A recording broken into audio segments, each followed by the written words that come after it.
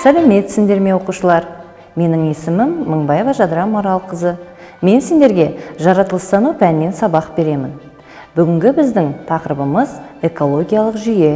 Сабақтың оқу мақсаты оқушыларға тірі ағзалар қауымдастығынан және олардың тіршілігінде тұратын экологиялық жүйелер туралы түсінік беру. Биоценоз және биотоптардың артықшылықтары мен ерекшеліктері туралы сипаттау. Бүгінгі біздің сабағымызды бастамас бұрын ой қозғау арқылы мультфильмге назар аударыңдар.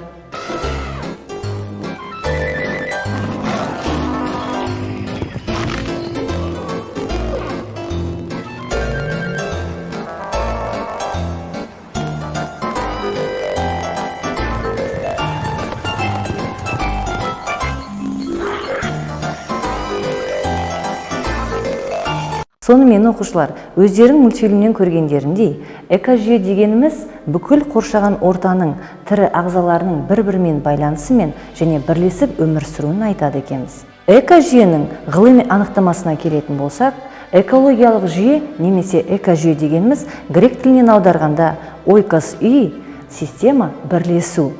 Яғни бұл бірлесіп тіршілік ететін ағзалардың және олардың тіршілік ету жағдайларының жиынтығы болып табылады. Яғни, суреттен көріп отырғандарындай, бұл суретте көл экожүйесі бейнеленген. Яғни, бақа, балық, ұлу, олардың жемтігі де осынан табылғандықтан, бұл көл экожүйесі деп аталынады. Экологияның негізгі ұғымына экожүйе жатады. Бұл терминді енгізген 1935 жылы Артур Тенсли болған.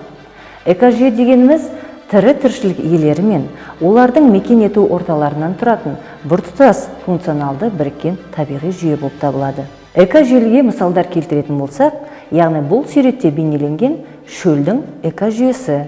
Яғни бұл жерде, яғни мекендейтін жануарлар, өсімдіктер барлығы бір-бірімен байланысты. Келесі экожүйені, яғни нақты видео арқылы тамашалаймыз. Тіршілік бар жерде экожүйе де бар. Экожүйе дегеніміз қоршаған ортасымен өзара әрекеттесетін тірі ағзалар бірлестігі.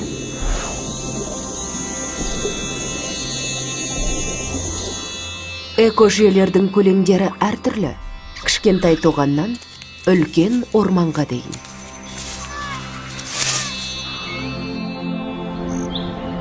Әлемді кең масштабта өсімдіктері мен климат арқылы сипатталатын ірі экожүйелер биомдарға бөліп қарастыруға болады. Негізгі биомдарға ылғалды тропикалық ормандар, саванна, шөл, тундра, жапырақты ормандар, қылқан жапырақты ормандар жатады.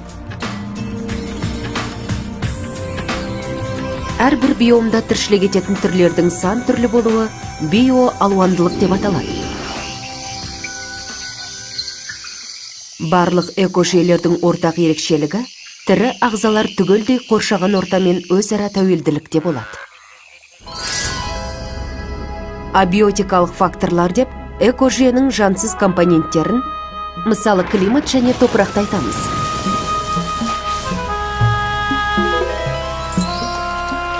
Биотикалық факторлар деп керісінше жанды компоненттерді атаймыз, және олар экожүйедегі барлық тірі ағзаларды қамтиды. Экожүйенің абиотикалық және биотикалық факторлары өзара тұрақты әрекеттеседі. Жауын-шашын өсімдік жамылғысының өсуіне ықпал етеді. Өсімдіктер күн сәулесін жұтады және жауын-шашынға әсер ете алады. Шөп қоректілер өсімдіктермен қоректенеді. Жыртқыштар басқа жануарларды қорек етеді. Саңырауқұлақтар секілді редуценттер қоректік заттарды топыраққа қайта өңдейді.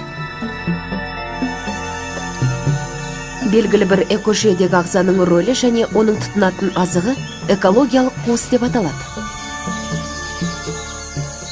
Мәселен, мына ламинария экожүйесінде теңіз алабұғасы мен періште балық әр түрлі экологиялық қуысқа ие. Ал енді оқушылар, осы экожүйе бойынша бірінші тапсырманы орындаймыз. Тапсырманың берілгені суреттерді пайдалана отырып, экожүйедегі өндіруші, тұтынушы, бүлдіруші ұғымдарына анықтама бересіңдер. Яғни суреттегі өндірушілерге, тұтынушыларға, яғни бүлдірушілер дегеніміз бізде ыдыратушылар, осы бойынша жеке-жеке анықтама бересіңдер. Тапсырмаға 5 минут уақыт беріледі.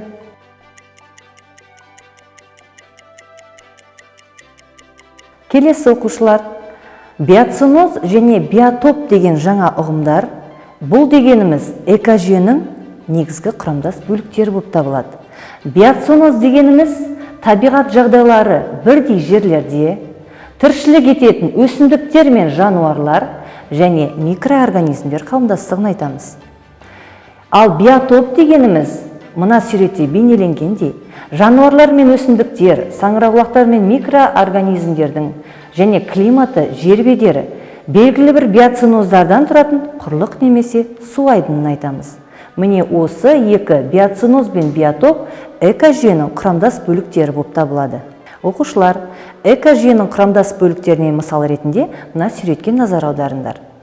Биоценоз ол биотикалық факторлар деп аталынады. Оларға мысал ретінде, яғни ауру, паразиттер, бәсекелестік, жыртқыштар және редуценттер жатады. Ал биотоптың абиотикалық факторларына климат, топырақ сапасы және ластану жатады. Яғни балалар, шығу тегіне қарай экожүйе екі үлкен топқа бөлінеді. Ол яғни табиғи және жасанды орта деп аталынады. Табиғи жүйе дегеніміз табиғи экологиялық жүйе табиғат күштерінің арқасында пайда болған. Адам қолы тимеген жаратылыс жүйесі, табиғи қалыптасқан орта. Мұндай экожүйенің құрамдас бөлігі өзен, көл, орман, жануар мен өсімдіктер дүниесі бір-бірімен тығыз байланыста, ажырамас бірлікте болады. Ол мыңдаған жыл бойы қалыптасқан тұтастық болғандықтан өте төзімді, тұрақты келеді.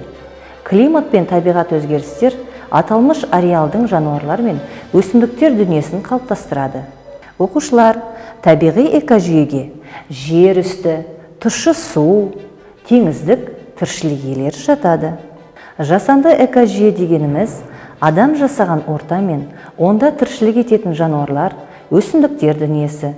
Мұндай жүйені кейде нообиогеоценоз не әлеуметтік экожүйе деп те атайды. Мысалы, өріс, жайылым, егіндік, қала, ауыл, бау-бақша, тоған, бөген, су қоймасы, ғарыш кемесі, аквариум және тағы басқалары жатады.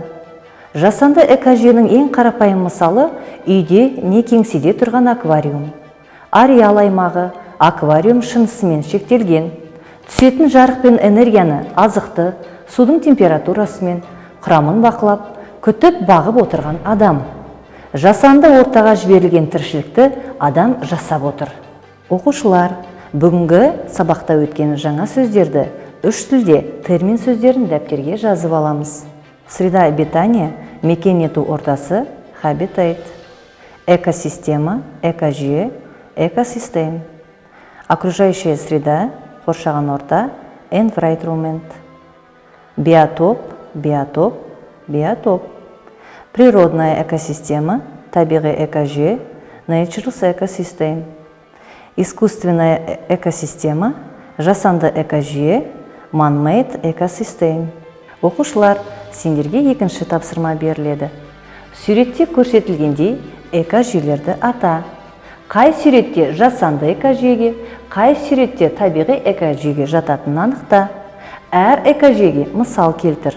Тапсырмаға 5 минут уақыт беріледі.